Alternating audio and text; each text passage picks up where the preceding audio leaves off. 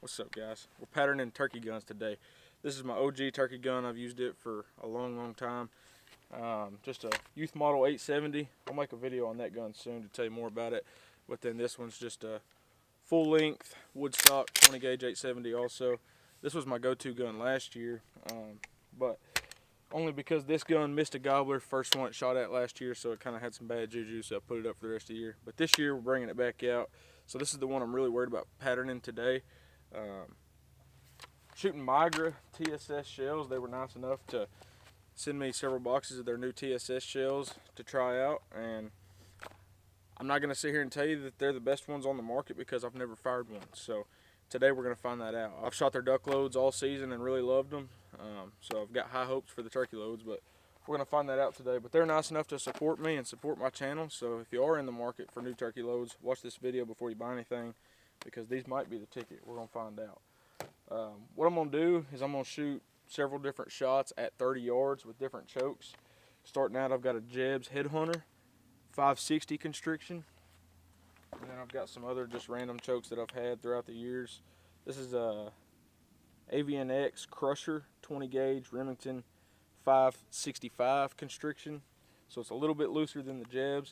And then I've got a Carlson 575 constriction, so this one's going to be the tightest, in between, and the loosest. So I'm going to shoot the three and figure out which one does the best with these loads. Shooting them all at 30 yards to figure out which one I like the best, and then I'll keep that one in the gun, and I'm going to shoot it at 40 and 50 just to see what it does. So stick around, let's find out what happens with the new Migra TSS turkey loads.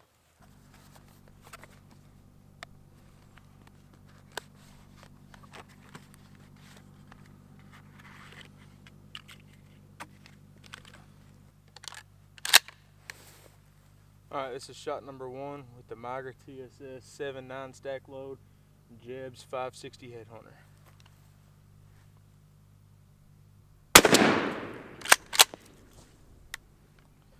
Well, we knocked the target over.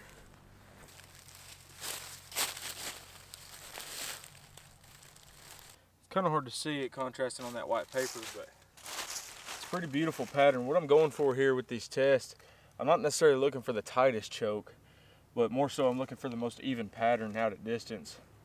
That one looks pretty dang even. Nothing's grouped up too much. The majority of my pattern is inside that 10-inch circle.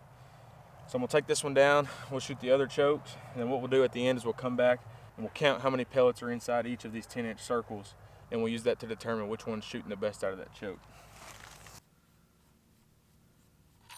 Next up is the Avian Crusher 565 constriction.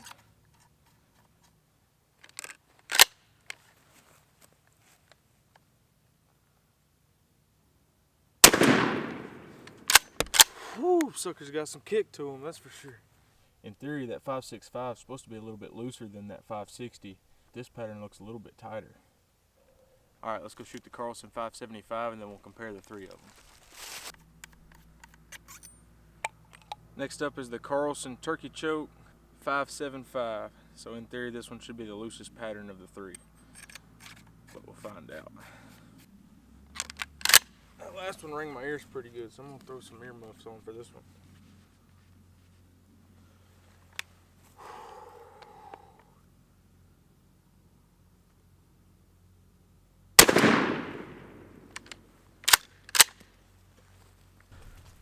Let's go see the damage. Looks like I shot just a little bit high on that round, but you're going to have that when you're not shooting off of a lead sled. Just freehanding it, but dead turkey nonetheless. And all three of those really throw beautiful patterns. It's going to be hard to pick one. Alright, I'm going to count how many holes are in each 10-inch circle, and then I'll let you know the results. Alright, we've got some interesting results. They're all shooting shockingly similar to each other. The Jeb's 560 constriction, I got 231 pellets inside the 10-inch circle. The AVNX choke, the 565 constriction, I got 237 pellets inside the 10-inch circle, so a little bit tighter actually. And then the Carlson 575 constriction, I got 221 pellets inside the 10-inch circle. So they're all shooting really close to each other. So what I'm going to look at to determine which one I want to use is just how even the pattern is. I want the one that's got the most even pattern, the least amount of flyers. So what I'm doing is I'm just flipping the papers over and looking at the back side of it, not worrying about the count or what's inside the circle, because I know that they're all really close to each other. And I'm just going to look at the pattern and see which one's the most evenly distributed. I think that's the one I'm going to go with. That's at 30 yards. I really don't like to shoot them past 40, so I feel like at 40 I'm going to be just fine. But anyways, I'm going to pick one here, and then I'll shoot it at 40 and 50 just to see what happens. Alright, I think my winner here is going to be the Jeb's 560 Constriction. It seems to have the most even pattern. There's not a lot of flyers. You can see the top half of my pattern is staying pretty close to that circle. There's not much going on under the circle. The Avian's got some flyers going on up there. I don't know how good y'all can see it on this camera, but it's not quite as evenly distributed. And then the Carlson's got the same thing going on, a few flyers. Honestly, all of them would be perfectly fine. I wouldn't hesitate for a second to go hunting with any of those chokes, but since I have all three and I need to pick one, I think I'm going to go with the Jeb's. Seems to be the best for me. And 231 pellets inside a 10-inch circle at 30 yards. And there's only 444 pellets in the shell, so that's just above half. So at 30 yards, over half of my pattern is going inside that 10-inch circle. I ain't no shotgun expert, but that seems like a pretty good ratio to me. Alright, let's back up to 40 and see what happens with the Jeb's and the Migra.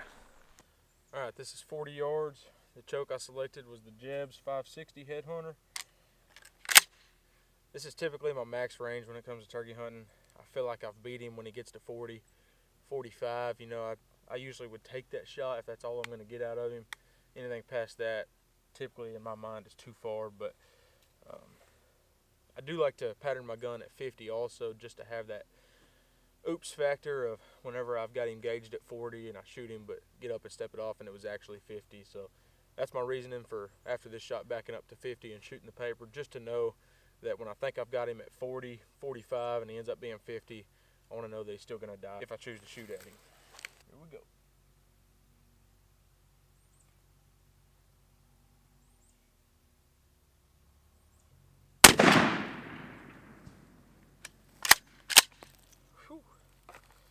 Alright, there's my pattern at 40 yards.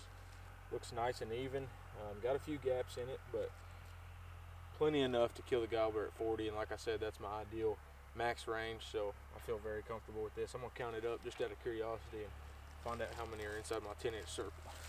118 pellets inside the 10-inch circle at 40 yards. Alright, this is going to be the last shot. 50 yards.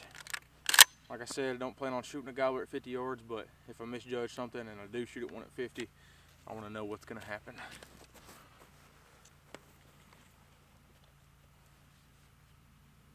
That's a long ways down there.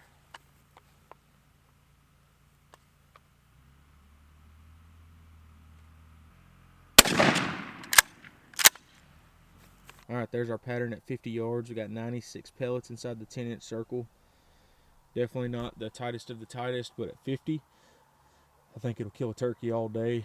And like I said, don't plan on shooting them that far, but if we end up doing it, it's good to know that he's going to die. Alright guys, there you have it. The old 870 is patterned up, ready to go. If you are in the market for some new turkey loads, I'd encourage you to try out the new Migra 7.9 stack load TSS. Full transparency, like I said, I've never shot them at a turkey. This is my first time ever shooting them at paper, but after doing so, I've got full confidence toting them into the woods with me this spring. Shot their duck loads all winter and loved them. Also want to give an appreciation to Migra for supporting this channel this year. They believe in the small guys and they're willing to take a chance on me and help me pay the bills while making videos for you guys. So big shout out to Migra. If you need some shells, make sure to check them out. And yeah, just remember that the whole goal of turkey hunting is to shoot them close. So it's good to know what your gun will do downrange. It's important to shoot it at paper. That way when that gobbler steps out and you're either eyeballing him or hitting him with a rangefinder, you know exactly what your gun's capable of doing. But at the end of the day, the whole goal is to get them close and to kill them quick. So appreciate you guys watching. It means more to me than you could ever understand. If you haven't already, subscribe, drop a comment for me. Let me know what's going on, what you'd like to see from me before season gets here. Plan on making a few more videos like this. I want to show you guys my turkey guns, go over some of that stuff. But if you're interested in any of that kind of stuff, let me know. Appreciate you, and I will see you on the next one.